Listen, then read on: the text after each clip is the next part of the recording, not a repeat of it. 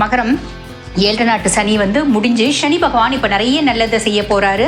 6ஆம் பாவத்தில் இருக்க குரு என்ன சொல்றாங்க அப்படின்னு கேட்டீங்கன்னா ரோக குரு அப்படின்னு சொல்றாங்க. உங்களுக்கு அதுல அதாவது சனி பகவான் ஏற்படுத்தின அத்துணை பிரச்சனைகளையும் சனியே நிவர்த்தி பண்ண போறாரு. பியாண்ட் தட் குருவும் அதுக்கு ஒரு சப்போர்ட்டிங் ஹேண்டா இருக்க போறாரு, பெரிய சப்போர்ட்டிங் ஹேண்டா இருக்க போறாரு அப்படின்னு தான் சொல்லலாம். அதுக்கப்புறம் பாருங்க, குரு பகவான் ரோக குருவா இருந்து 10ஆம் பாவத்தை பார்க்குறாரு. ஆக உங்களுக்கு எந்த தொழில் செஞ்சால் சரி வரும், எதுக்கு நம்ம லாக்கிப்படுவோம் அப்படின்றத குரு பகவான் நம்மளுக்கு காமிச்சு கொடுப்பாரு அப்படின்னு அர்த்தம். இப்போ ரோக குருவா இருக்கவர் 2ஆம் பாவத்தை பார்க்குறாரு. 2ஆம் பாவம் தன குடும்ப வாக்குஸ்தானத்தை குரு பகவான் பார்க்கறதுனால என்ன ஆகும் அப்படின்னா,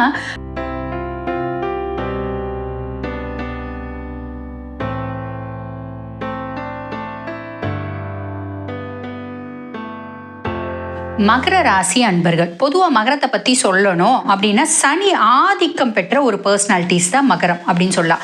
சனி ஆதிக்கம் அப்படின்றதுனால பொதுவாகவே பாருங்க, மகரத்துக்கு ஒரு எழுதப்படாத விதி அப்படின்னு இருக்கு. அது என்ன அப்படின்னா உழைச்சி உழைச்சி உழைச்சி தான் பெரிய ஆள் ஆகணும் அப்படின்றது ஒன்று.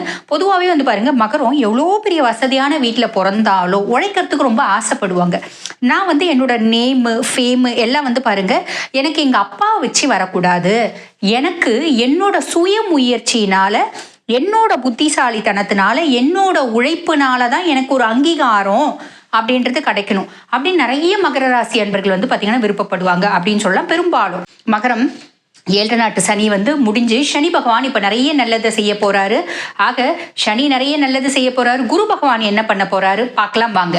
பொதுவாக பாருங்க, குரு பகவான் உங்களுக்கு மகரத்துக்கு பார்த்தீங்கன்னா மிதுனம் 6ஆம் பாவம். 6ஆம் பாவத்தில் இருக்க குரு என்ன சொல்றாங்க அப்படின்னு கேட்டீங்கன்னா ரோக குரு அப்படின்னு சொல்றாங்க. ஆக இந்த ரோக குரு பாத்தீங்கன்னாங்க எங்களுக்கு நிறைய நோய் நொடிகளை கொடுப்பாங்களா, பிரச்சனைகளை கொடுப்பாங்களா அப்படின்னு கேட்டா இல்லைங்க. அந்த 6ஆம் பாவம் அப்படின்றது ருண ரோக சத்ருஸ்தானம்.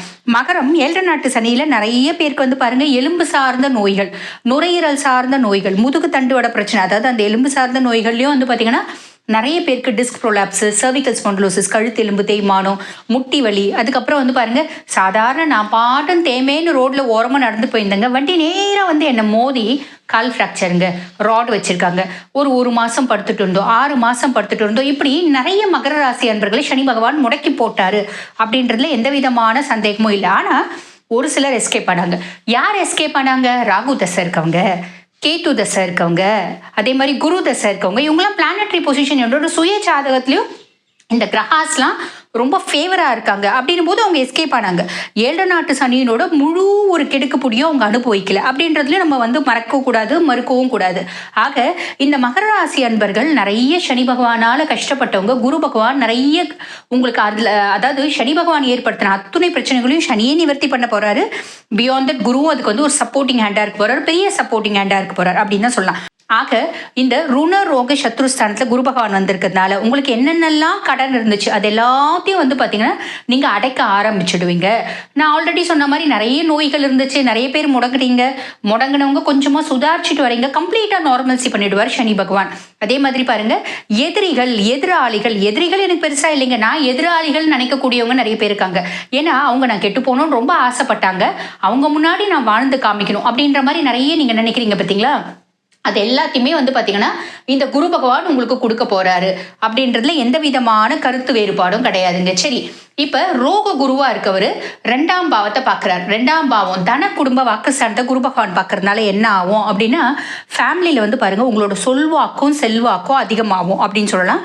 அதுக்கப்புறம் பாருங்க, குடும்பத்துல இருந்து வந்த நிறைய குழப்பங்கள், குடும்பத்துல இருந்து வந்த நிறைய பிரச்சனைகள், ஒரு இன்னல்கள், வெளியே சொல்ல முடியாம கஷ்டப்பட்ட வேதனைகள், வெளியே சொன்னா கௌரவம் போயிடுங்க, அந்த கௌரவத்துக்காக நாங்க பாருங்க பல்ல கடிச்சுட்டு இருக்கோம் அப்படின்ற குடும்பமும் உண்டு.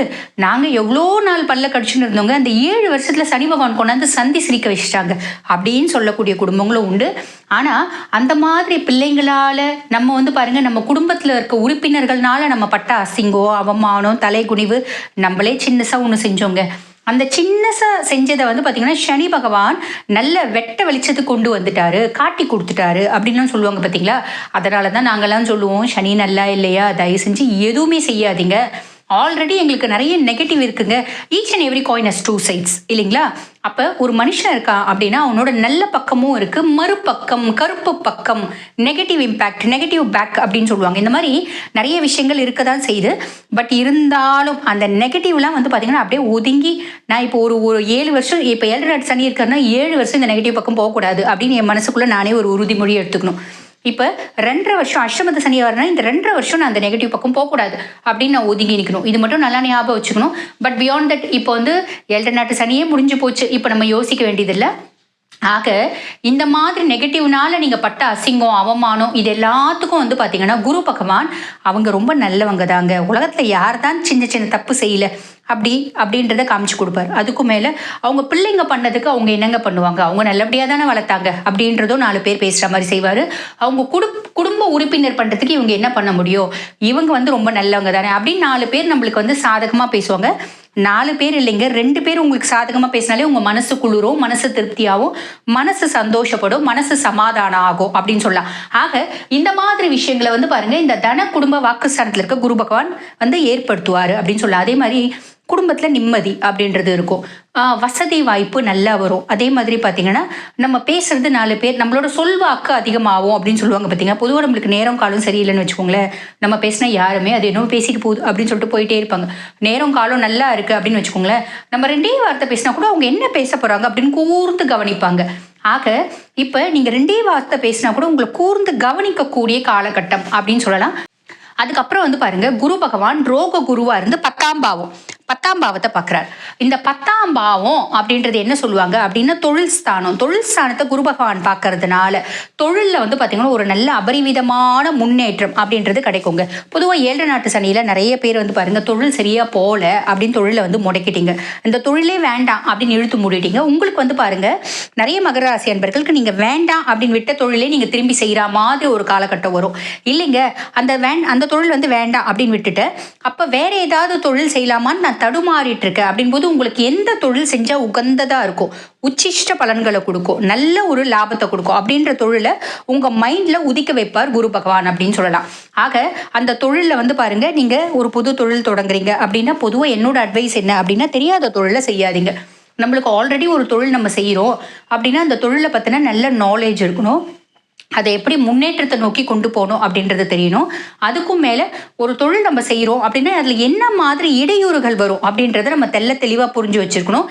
எனக்கு ஒரு தொழில் தெரியாதுங்க, நான் என் ஃப்ரெண்டை நம்பி செய்கிறேன், எனக்கு ஒரு தொழில் தெரியாதுங்க, நான் வேலையாட்களை நம்பி செய்கிறேன், அந்த தொழில் நீங்கள் செய்யாதீங்க. பொதுவாகவே மகரம் இந்த மாதிரி நீங்கள் செய்யாதீங்க அப்படின்னு தான் சொல்லலாம். ஆக உங்களுக்கு எந்த தொழில் செஞ்சால் சரி வரும், எதுக்கு நம்ம வந்து லாக்கிப்படுவோம் அப்படின்றத குரு பகவான் நம்மளுக்கு காமிச்சு கொடுப்பாரு அப்படின்னு அர்த்தம். ஆக அந்த தொழில் நம்ம செய்யறதுனால ஒரு நல்ல மேன்மை, அபரிவிதமான நற்பலன்கள் அப்படின்றது வரும். இல்லைங்க, ஆல்ரெடி நாங்கள் வந்து பாருங்க தொழிலாம் இழுத்துலாம் மூடலை, என்ன தொழில் வந்து நிதானமாக போயிட்டு இருக்கு, ஆம வேகத்தில் போயிட்டு இருக்கு அப்படின்னு நீங்கள் சொல்றது புரியுது. ஆம வேகத்திலே தொழில் போகுது அப்படின்னாலும் குரு பகவான் உங்களுக்கு வந்து பார்த்தீங்கன்னா முயல் வேகத்தில் ஓட வைப்பார். அதுக்கும் மேலே சனி பகவானும் முயல் வேகத்தில் ஓட வைக்கிறதுக்கு ரெடியாக இருக்காரு அப்படின்னு தான் அர்த்தம். அதாவது ஒரு கிரகம் நம்மளுக்கு ஹெல்ப் பண்ணுது அப்படின்னாலே நம்மளுக்கு அபரிவிதமான நற்பலன்கள் வரதாங்க செய்யும்.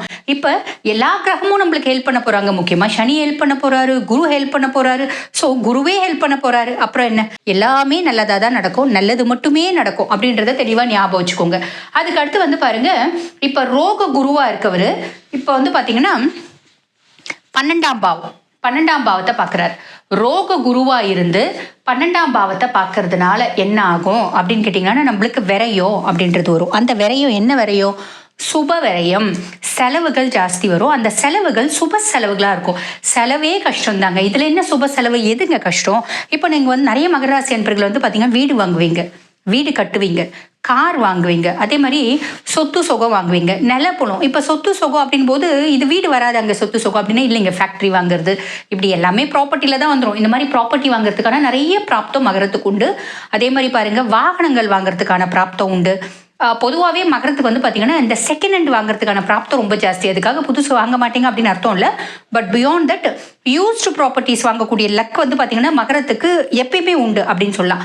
ஆக உங்களுக்கு எது பிடிக்குதோ நீங்கள் அதை வாங்கிக்கலாம். நிறைய பேர் சுப விரையும் அப்படின் போது நான் சொன்ன மாதிரி வீடு, காரு இதெல்லாம் வாங்குவீங்க, பிள்ளைங்களுக்கு நகை நட்டு வாங்குவீங்க, பிள்ளைங்களுக்கு வரன் கூடி வரலாம், பிள்ளைங்களுக்கு கல்யாணம் பண்ணுவீங்க, பிள்ளைங்களை ஃபாரின் அமைச்சு படிக்க வைப்பீங்க. இப்படி எல்லாமே நல்லது அப்படின்னு தாங்க சொல்லணும். சரிங்க, இப்போ எங்களுக்கு பரிகாரம்னு ஏதாவது இருக்கா அப்படின்னா, பொதுவாக 7 நாட்டு சனி உங்களை விட்டு போனதுனால நம்ம என்ன பண்ணலாம் அப்படின்னா, ஒரு சனி ஸ்தலத்துக்கு போயிட்டு நம்ம வழிபாடு பண்ணிட்டு வர்றது அப்படின்றது ரொம்பவே நல்லதுங்க. அதுக்கும் மேலே உங்கள் ராசியாதிபனே சனி பகவான் தான். அப்போ சனி பகவானை எப்பயுமே நீங்கள் வழிபாடு பண்ணுறது அப்படின்றது ரொம்ப நல்லது.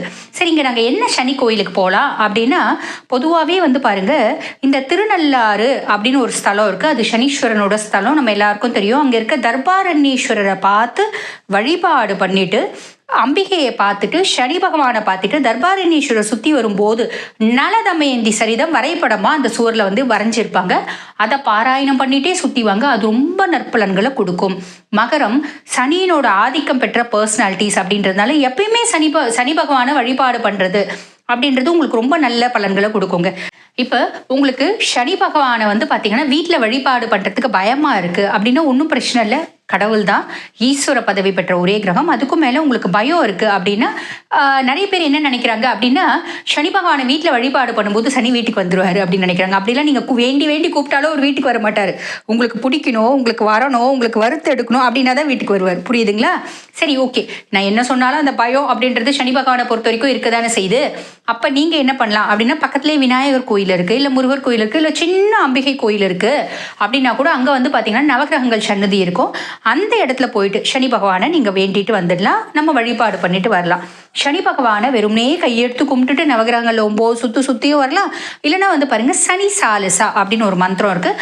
அந்த சனி சாலிசாவை சனிக்கிழமை தோறும் பாராயணம் பண்ணுறது அப்படின்றது மகர ராசி அன்பர்கள் உங்களுக்கு அதீத நற்பலன்கள் சனி பகவானால் வரக்கூடியது அப்படின்றது வந்தே தீரும் அப்படின்னு சொல்லலாம். ஆக இந்த குரு பயிற்சி எங்களுக்கு எப்படிங்க இருக்குது அப்படின்னா, இந்த குரு பயிற்சி வந்து பாருங்க 3 ராசிக்கு ரொம்ப சூப்பர் டூப்பராக இருக்குது. ஃபர்ஸ்ட் ரிஷபம், 2வது துலாம், 3வது வந்து பார்த்தீங்கன்னா மகரம் தான். அப்போ உங்களுக்கும் வந்து பாருங்க எக்ஸ்ட்ராடினரியாக இருக்குது அப்படின்னு தான் சொல்லணும். வாழ்த்துக்கள்.